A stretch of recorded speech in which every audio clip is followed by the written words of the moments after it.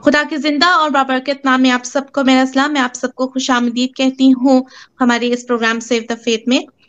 मैं शुक्रगुज़ार हूँ सिस्टर ट्रेसी की जो एक दफ़ा फिर हमारे साथ मौजूद हैं और मैं चाहूँगी कि वो हमारे साथ आज के कलाम को फिर शेयर करें और मैं उनको खुशामदीद कहती हूँ और आप सबको भी शुक्रिया कहती हूँ जिन्होंने हमारे इस पिछले वीडियो को बहुत पसंद किया और हमें बहुत ज़्यादा एप्रिशिएट किया। So sister, thank you very much for being with us again today and I welcome you on this show. So I would like to ask that what we are going to talk about today. Aapka shukriya. And we are going to be talking about having childlike faith when Jesus was teaching and he told them they needed to have faith like children to enter the kingdom. तो आज हम जानेंगे एक मासूमाना ईमान के बारे में, उस ईमान के बारे में जिसका यीशु ने हमें बताया जब वो अपने शागिर्दों के साथ जिक्र कर रहा था कि अगर तुम खुदा की बादशाहत में जाना चाहते हो तो एक बच्चे की तरह ईमान होना जरूरी है। So Miriam, would you please read Matthew 18:1-9 in Urdu? Okay, सो मैं आज का कलाम पढ़ूंगी मत्ती की अंजील उसका 18वां बाब और 1 से लेके 9 आयत मुकद्दसा तक।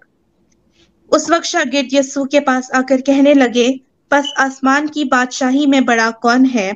उसने एक बच्चे को पास बुलाकर उनके बीच में खड़ा किया और कहा, मैं तुमसे सच कहता हूँ, अगर तुम तौबा ना करो और बच्चों की मानद ना बनो तो आसमान की बादशाही में हरगिज दाखिल ना होगे।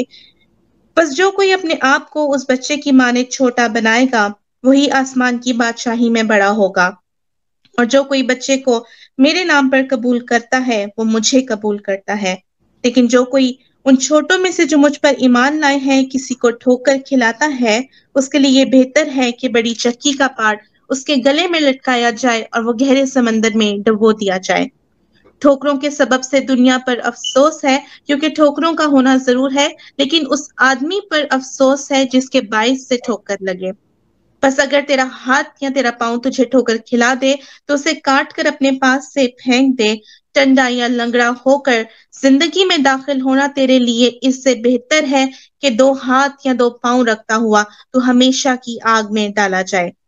और अगर तेरी आंख तुझे ठोकर खिलाए तो उसे निकाल कर अपने पास से फेंक दे।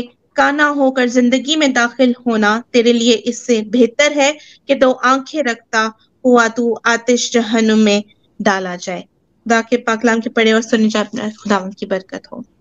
Aapka shukriya. And so the question is, why did Jesus tell his disciples that they must be like children if they wanted to be in the coming kingdom? तो अब सवाल ये है कि यीशु ने अपने शागिर्दों को ऐसा क्यों कहा कि तुम्हारे लिए बच्चे की तरह ईमान होना जरूरी है अगर तुम खुदा की बादशाहत में जाना चाहते हो। And that's a good question to ask. और एक बहुत अच्छा ही सवाल है। He wasn't saying that children are mature or right, but that they are humble and completely dependent on their parents. यीशु का हरगिज मतलब यही नहीं था कि बच्चे बहुत समझदार हैं या ठीक है, लेकिन उसका मतलब ये था कि वो पूरी तरह से मोहताज होते या इंसार करते हैं और आजिज होते हैं। And to understand this better, like with any teaching, we have to consider the context. और किसी भी तालीम को समझने के लिए जरूरी है कि उसके मेन मकसद को समझा जाए। And here we must ask, why did Jesus say this? और यहाँ पर हमारे लिए ये जानना या ये पूछना जरूरी है कि यीशु ने ऐसा क्यों कहा। And he was certainly not telling them to be immature like children or to act like children. और यहाँ पर वो हरगिज उनको ये नहीं कह रहा था कि तुम बच्चों की तरह नादान हो जाओ या बच्चों की तरह की हरकतें करो। His teaching stemmed from the disciples discussing who would be the greatest in the kingdom. उसकी तालीम यहाँ से शुरू हुई जब शागिर्द आपस में बहस कर रहे थे कि खुदा की बादशाहत में सबसे बड़ा कौन होगा। Their focus was very prideful and they wanted to know who would be the greatest or most important in the kingdom. और उनकी बहस जो है वो बहुत ही मगरूर थी और वो ये जानना चाहते थे कि खुदा की बादशाहत में सबसे बड़ा मुकाम किसका होगा। And it's this kind of thinking and the discussion they were having as to why Jesus told them to turn around and quit thinking like that. और इस किस्म की सोच होने की वजह से यीशु ने उनको रोका और उनको समझाया ताकि वो इस किस्म की सोच से पीछे हटें। That was a worldly way of thinking. ये एक दुनिया की सोच थी जो वो बातें कर रहे थे। And in the very next verse, he explains what he's talking about. और अगली ही आयत में वो उसने बताया जिसके बारे में वो बात कर रहा था. He said that they must humble themselves like a child. उसने बताया कि तुम बच्चों की मानद आजिज हो जाओ.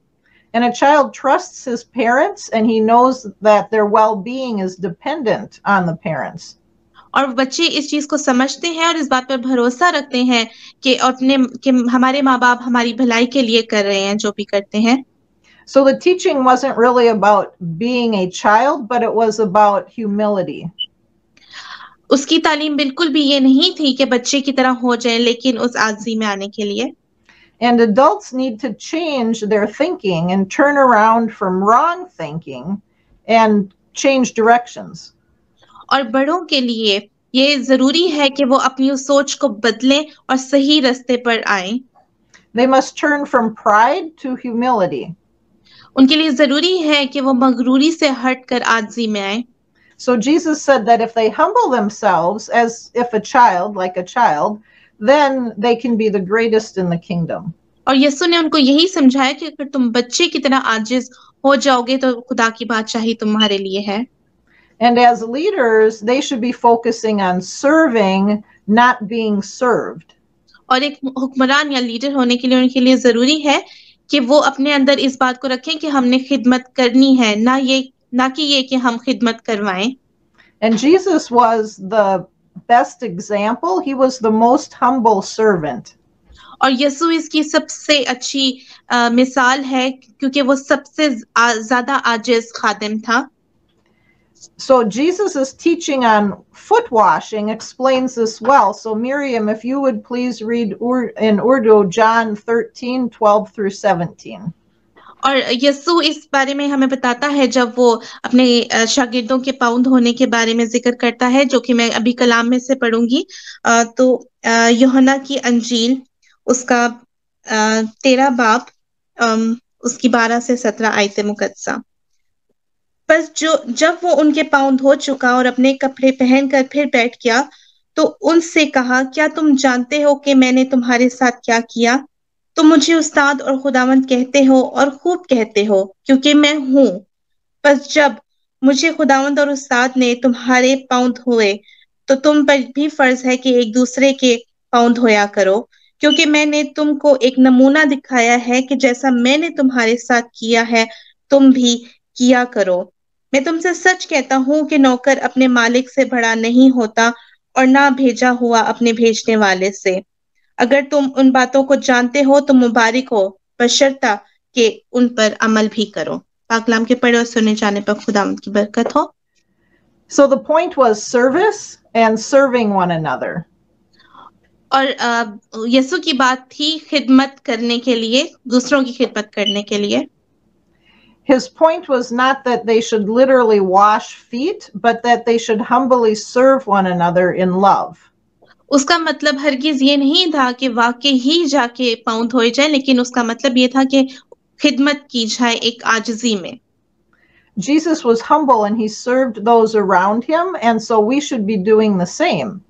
यीशु आजिज था और उसने अपने आसपास वालों की खिदमत की और वो चाहता है कि हम भी ऐसा ही करें. He is our example, and we must humble ourselves and obey God and Jesus and serve one another and not worry about having a position of power. यीशु हमारे लिए एक बेहतरीन मिसाल है और हमें चाहिए कि हम उसकी तरह आजिज हो जाएं और खिदमत करें, ना कि एक हुक्मरानी के ज़ुमरे में आए. And Jesus also warns us about leading children astray, but not just children, but anybody that has this childlike faith. और यीशु हमें इस चीज के लिए भी खबरदार करता है कि बच्चों को गुमराह ना किया जाए, या ऐसे किसी को भी जो कि बच्चों की मानित ईमान रखता है उसको हरगिज गुमराह ना किया जाए. And he tells us that it is better to lose things in life, in this life now, to gain immortality and life in the coming age in the kingdom of God. और यीशु हमें ये सिखाता है कि आज की इस दुनिया में अपनी जिंदगी में चीजों को छोड़ देना ज्यादा बेहतर है, और ताकि हम ये हमेशा की जिंदगी पा सकें और हमेशा के लिए खुदा की बादशाहत में जा सकें. So in his example, he said it's better to cut your hand off or pluck your eye out if it's causing you to sin, और अपनी उस मिसाल में वो हमें बताता है कि तुम्हारे लिए बेहतर है कि अपने उस हाथ को और पाँव को और उस आंख को निकाल दो जो तुम्हें गुनाह की तरफ या जहन्नुम की तरफ लेके जाती है।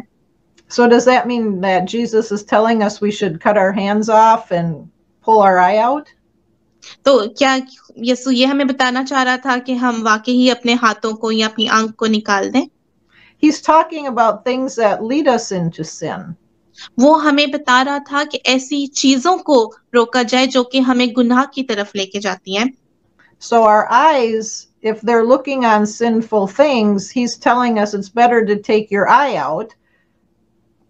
और अगर हमारी आंख उस गुनाह को देखती है या उस गुनाह की तरफ जाती है तो बेहतर है कि हम उस आंख को निकाल दें। So what could that be for us today? Maybe we would not watch the movie or turn the internet off or not read the book. और आज अगर हम देखें तो बेहतर है कि हम उस मूवी को रोक दें या ऐसी किताब को रोक दें जो हमें गुनाह की तरफ लेके जाए।